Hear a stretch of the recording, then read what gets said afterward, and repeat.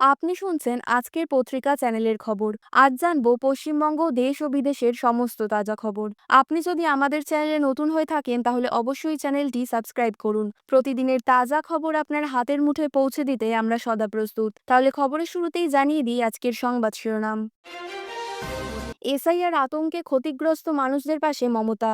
মৃত এবং অসুস্থদের পরিবারকে কত টাকা দেবেন, ঘোষণা মুখ্যমন্ত্রীর। বিধানসভা ভোটের আগে মমতার মাস্টার স্ট্রোক, রিপোর্ট কার্ডে দাবির ঝড়, সুনামি উঠল বঙ্গে। দেশের প্রধান বিচারপতিকেই এবার নিশানা, কল্যাণের মন্তব্যকে হাতিয়ার বিজেপির। মৃত ভোটারদেরও তালিকায় রাখার চাপ বিএলওদের ওপর, তৃণমূল নেতার অডিও ফাঁস করে গুরুতর অভিযোগ শুভেন্দুর। রাজ্যে হয়েছে 2 কোটিরও বেশি চাকরি, জিডিপি বেড়েছে 4.41 গুণ, 15 বছরের সাফল্যের পাঁচালী পেশ মমতার। এসএসসি শিক্ষক নিয়োগের পরীক্ষায় কাদের দেওয়া হবে 10 নম্বর, বিচারপতি সিনহা স্পষ্ট বললেন। হুমায়ুনের বাবরি মসজিদ নিয়ে সুর চড়ালেন সিদ্দিকুল্লাহ। বিহারে ভোটের আগে 10,000 ধরিয়েছে বিজেপি, আমরা বছরেই 12,000 দিই, লক্ষ্মীর ভাণ্ডার নিয়ে মমতা। ভুল তথ্য জমা দেওয়ায় আরও 301 চাকরি পরীক্ষার্থীর নাম বাতিল এসএসসির। এবার বিজেপির টিকিটে ভোটে লড়ছেন সোনিয়া গান্ধী, জানেন কোন রাজ্যে? হাওড়ায় বল ভেবে বোমা নিয়ে খেলতে গিয়ে বিস্ফোরণে আহত বালক। রোহিঙ্গাদের অবৈধ প্রবেশ নিয়ে কঠোর সুপ্রিম কোর্ট, ওদের জন্য কি লাল গলিচা বিছিয়ে দেব? উন্নয়নের পাঁচালী পেশ, 15 বছরে বাংলায় কি কি কাজ করেছেন সব তথ্য প্রকাশ করলেন মমতা। বিবাদীবাগে সরে যাচ্ছে সিও দফতর, ভোটের আগেই নজরদারিতে কড়াকড়ি। শুভেন্দুকে কুকুরের সঙ্গে তুলনা, সেবাশ্রয়ে আশ্রয় দেওয়ার বার্তা দেবাংশুর। এসআইআর আলোচনার দাবিতে বিরোধীদের বিক্ষোভে উত্তাল সংসদ, চাপের মুখে সায় বিজেপির। কলেজের টপার ছিলেন শাহরুখ, অঙ্ক, অর্থনীতি, পদার্থবিদ্যা সবেতেই নজর কাড়া নম্বর, ভাইরাল সেই মার্কশিট। একের পর এক প্রাকৃতিক বিপর্যয়, দক্ষিণ এশিয়ার 3 দেশে মৃত অন্তত 1000 মানুষ। ইসরায়েলের হামলার কবলে মধ্যপ্রাচ্যের আরেক দেশ, কি বললেন নেতানিয়াহু? এতক্ষণ শুনছিলেন সংবাদ শিরোনাম, এবার জানাবো বিস্তারিত খবর। রাজ্যে এসআইআর আতঙ্কে মৃত এবং ক্ষতিগ্রস্তদের পরিবারের জন্য আর্থিক সাহায্যের ঘোষণা করলেন মুখ্যমন্ত্রী মমতা বন্দ্যোপাধ্যায়। পাশাপাশি তিনি জানালেন, এসআইআর আতঙ্কে যে সমস্ত ব্যক্তিরা অসুস্থ হয়ে পড়েছেন তারাও পাবেন আর্থিক সাহায্য। বাংলায় এসআইআর এর কাজ চালু হয়েছে গত 28শে অক্টোবর থেকে। জোর কদমে চলছে ভোটার তালিকার নিবিড় সংশোধনের প্রক্রিয়া। পশ্চিমবঙ্গ সহ আরও 12টি রাজ্য এবং কেন্দ্রশাসিত অঞ্চলে এই ভোটার তালিকা নিবিড় সংশোধন প্রক্রিয়ার কাজ চলছে। এই এসআইআর এর কাজে প্রচণ্ড চাপ সহ্য করতে হচ্ছে বিএলওদের। কেউ অসুস্থ হয়ে পড়ছেন, কেউ আবার আতঙ্কে আত্মহত্যা করছেন। মুখ্যমন্ত্রী জানিয়েছেন যে এখনো পর্যন্ত রাজ্যে এসআইআর আতঙ্কে আত্মহত্যা সহ 39 জন সাধারণ মানুষের মৃত্যু হয়েছে। তিনি আজ বলেন, এসআইআর আতঙ্কে মৃত্যু হওয়ায় প্রত্যেক পরিবার 2 লক্ষ টাকা করে আর্থিক সাহায্য পাবে। এসআইআর আতঙ্কের কারণে এখনো পর্যন্ত অসুস্থ হয়ে চিকিৎসাধীন অবস্থায় রয়েছেন 13 জন। এই 13 জনের মধ্যে কাজের চাপের শিকার রয়েছেন 3 জন বিএলও। এই 13 জন মানুষ আর্থিক সাহায্য পাবেন 1 লক্ষ টাকা করে। প্রসঙ্গত, এখনো পর্যন্ত পশ্চিমবঙ্গে কাজের চাপে মৃত্যু হওয়ার অভিযোগ উঠেছে 4 জন বুথ লেভেল অফিসারের। মুখ্যমন্ত্রী মমতা বন্দ্যোপাধ্যায় জানিয়েছেন, এই 4 জনের মধ্যে 2 জনের পরিবারকে 2 লক্ষ টাকা করে আর্থিক সাহায্য দিয়েছে সরকার। বিধানসভা ভোটের আগে মমতার মাস্টার স্ট্রোক, 14 বছরে 2 কোটি চাকরি, তৃণমূলের রিপোর্ট কার্ডে দাবির ঝড়। 2026 সালের পশ্চিমবঙ্গে বিধানসভা নির্বাচন ইতিমধ্যেই শুরু হয়ে গিয়েছে জোর প্রস্তুতি।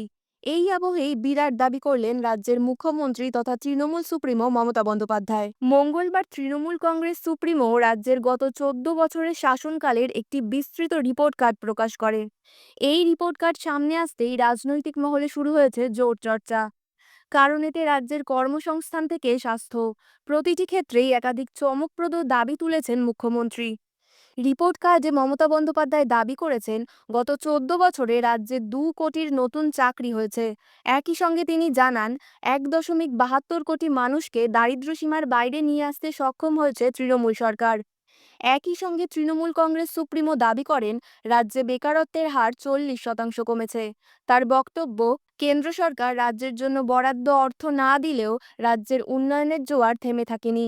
মুখ্যমন্ত্রীর মতে এমজিএনআরইজিএ, গ্রামীণ আবাস যোজনা এবং গ্রামীণ সড়ক নির্মাণ যোজনা, এই সবকটি ক্ষেত্রে ফান্ড বন্ধ হওয়ার আগে পশ্চিমবঙ্গ 4বার দেশের শীর্ষস্থানে ছিল। স্বাস্থ্যক্ষেত্রে উন্নয়নের কথাও জোর দিয়ে উল্লেখ করেছেন মুখ্যমন্ত্রী।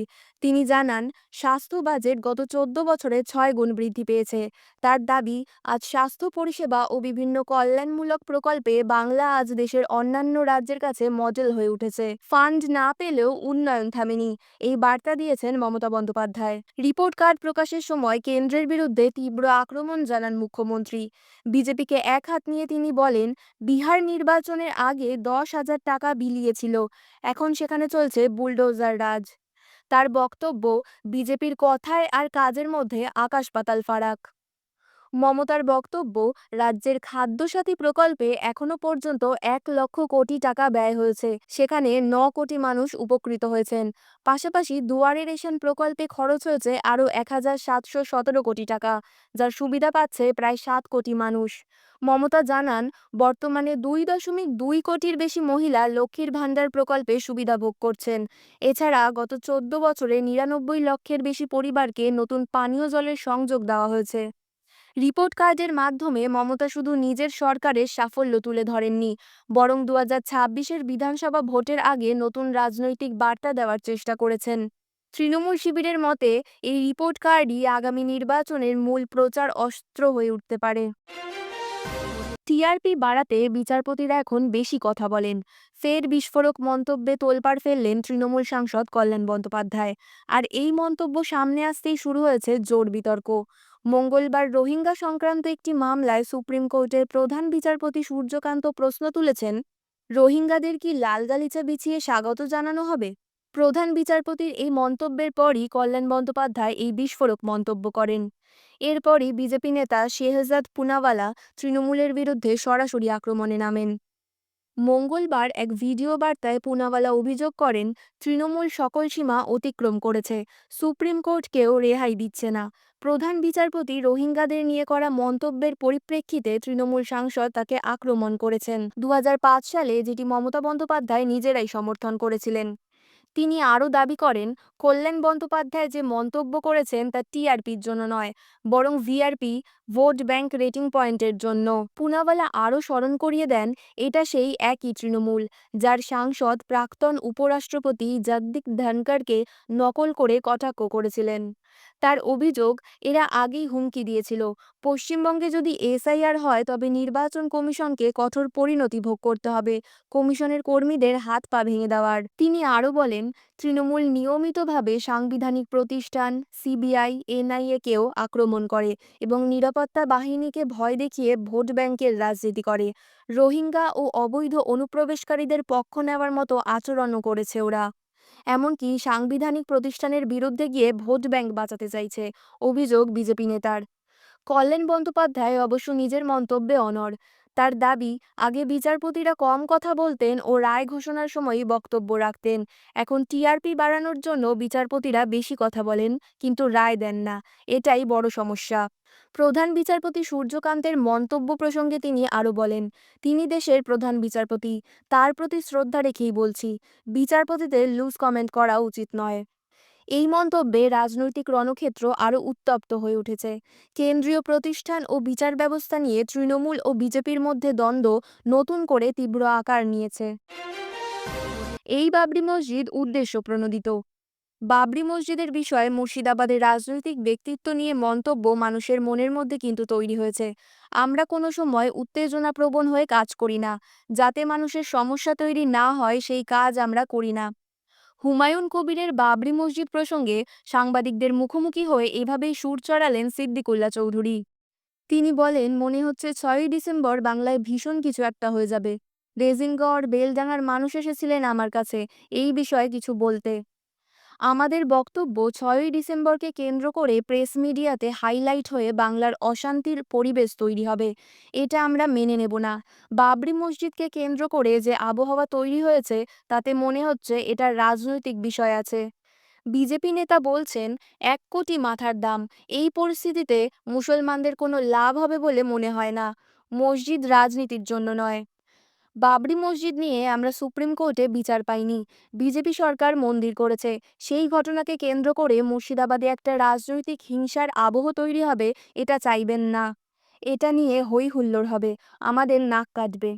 বাবরকে ভালো বলে অনেক কিছু করার আছে, কিন্তু তা না করে বাংলাকে অশান্ত করা, এটা আমরা সমর্থন করি না। দলের পক্ষ থেকে নয়, সংগঠনের পক্ষ থেকে এই বাবরি মসজিদ উদ্দেশ্য প্রণোদিত। ওয়াকফ সংশোধনী আইনের ইস্যুতে আমাদের স্ট্যান্ড পরে জানাবো। আমরা আগেই আপলোড করতে বলেছি।